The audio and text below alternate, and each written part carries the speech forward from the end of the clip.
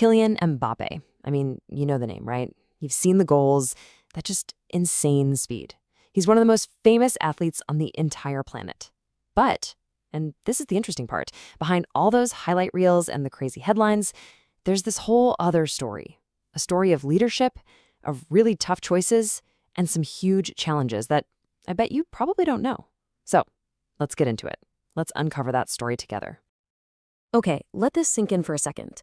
When Pele, the guy many people call the GO8, the greatest of all time, says you can be the next him, and he says, I'm not joking, whoa, that's not just a compliment, that's basically a prophecy.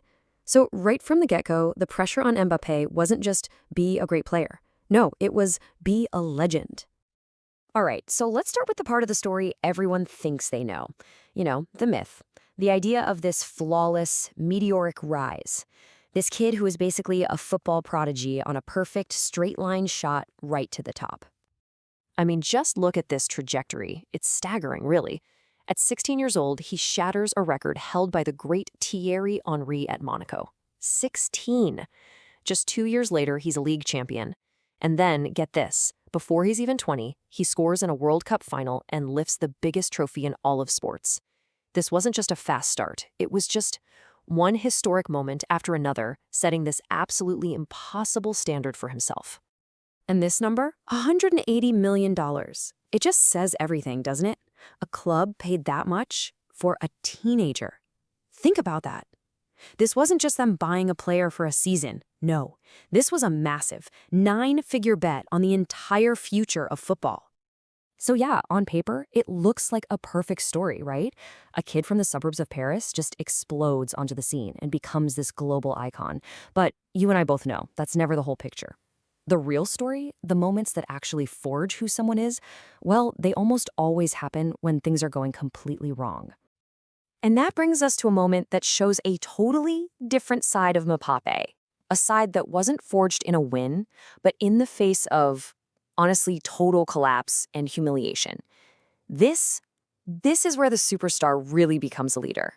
So picture this. It's the 2022 World Cup final, halftime. It's the biggest game in the world, and France, the defending champs, are down 2-0 to Argentina.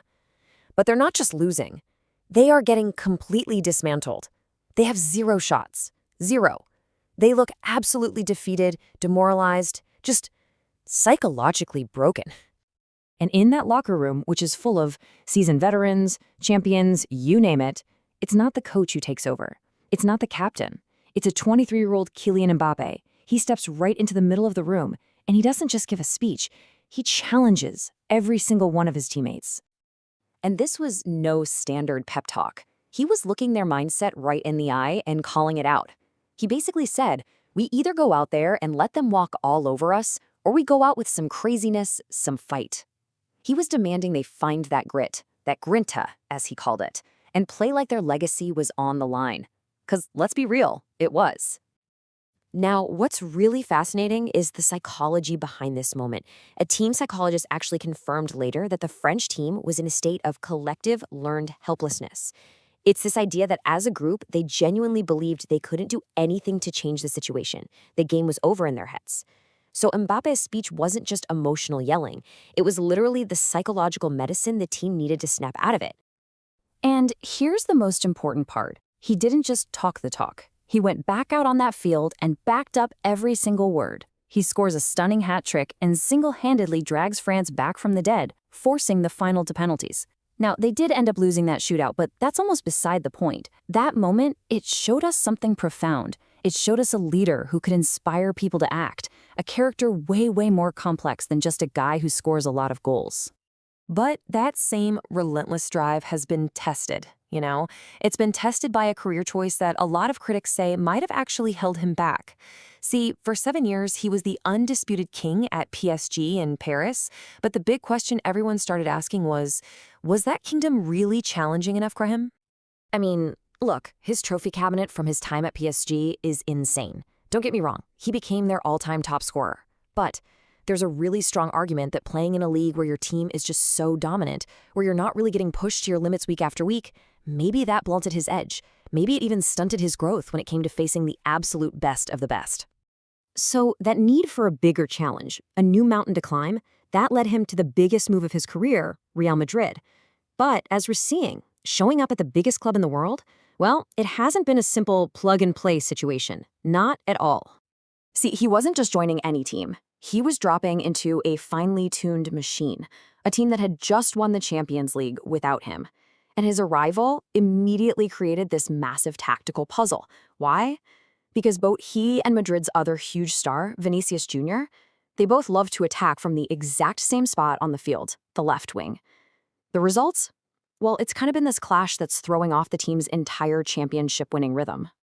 And if you want one stat that just perfectly illustrates this struggle, here it is, 8. In a huge match, the Clásico against Barcelona, he was caught offside 8 times. That's a lot. And it's a super revealing number, right? It points to a player who's really struggling to adapt to a more complex system. Maybe, just maybe, because of all those years where things were, well, a little too easy.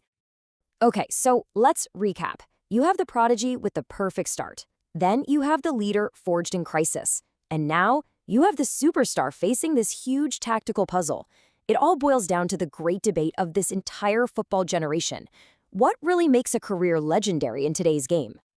And you can't have that debate without talking about these two guys, Mbappe and Haaland. They kind of embody the two sides of the argument. For Team Mbappe, it's all about international glory, the World Cup. That's the pinnacle. He's won one, and he scored a hat trick in the final of the next one.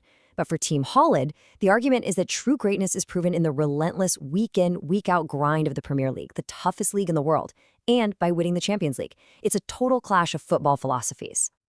So where does that leave us? Well, Mbappe is, without a doubt, a once-in-a-generation talent. We've seen he has the courage of a true leader when everything falls apart, and right now, he's facing the most complicated tactical challenge of his entire career.